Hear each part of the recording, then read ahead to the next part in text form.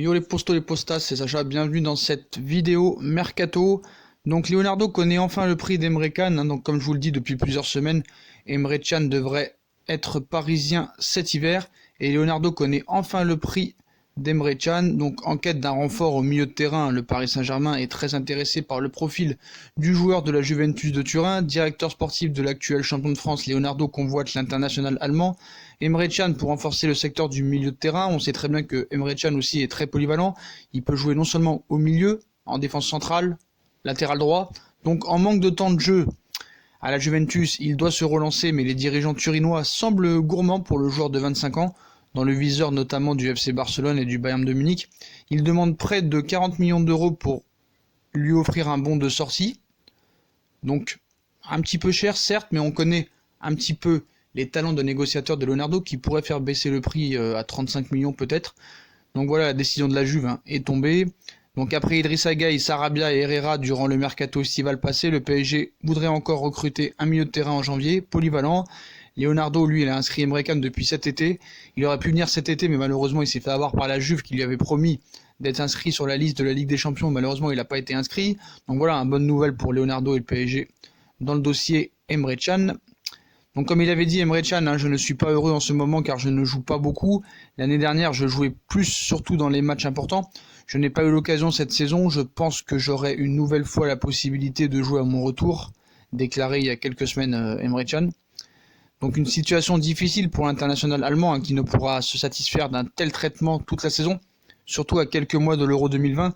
Ainsi, l'ancien milieu de terrain pourrait partir en janvier. Et il intéresse d'ores et déjà plusieurs formations, dont le Paris Saint-Germain, à qui il donne sa priorité. Donc le directeur sportif du Paris Saint-Germain, Leonardo, lui fait les yeux doux depuis maintenant quelques mois. Donc une option très sérieuse, d'autant que le compatriote de Thomas Tuchel souhaiterait quitter la Serie A et la Juventus de Turin dès cet hiver, en raison d'un trop faible temps de jeu. De son côté, la Juve aurait également pris la résolution de se séparer de l'Allemand en janvier, une occasion en or que le PSG ne compte pas rater et ne va pas rater. Donc c'est simple, si le Paris Saint-Germain met les 40 millions ou les 35 millions, Emre Can sera parisien. Voilà, ça c'est sûr et certain. Après, il y en a qui disent oui, mais il y a des obstacles pour Emre Can. Il n'y a pas que le PSG qui le suit, il est également suivi par des grands d'Europe.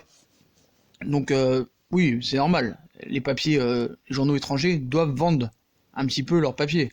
Donc il est arrivé sans indemnité de transfert lors de l'été 2018, lors de Liverpool à la Juve. Donc cela n'a pas échappé à Leonardo qui souhaiterait l'attirer au Paris Saint-Germain. Donc quoi qu'il arrive, la Juve sera gagnant. Il est arrivé gratuit, s'ils leur vendent 40 millions, ils sont gagnants. Donc voilà, l'offre aurait déjà été parvenue à la Juve. Il y a United et Dortmund aussi qui sont dessus, mais voilà, United ne joue pas la Ligue des Champions, ne la jouera pas l'année prochaine, donc voilà. Il n'y a aucune chance pour Manchester United, donc le Paris Saint-Germain va devoir faire face à le coût du transfert dans ce dossier. Donc 40 millions d'euros, est-ce que ça vaut le coup pour Emre Can? On sait que Paris, la priorité absolue, c'est absolument des latéraux.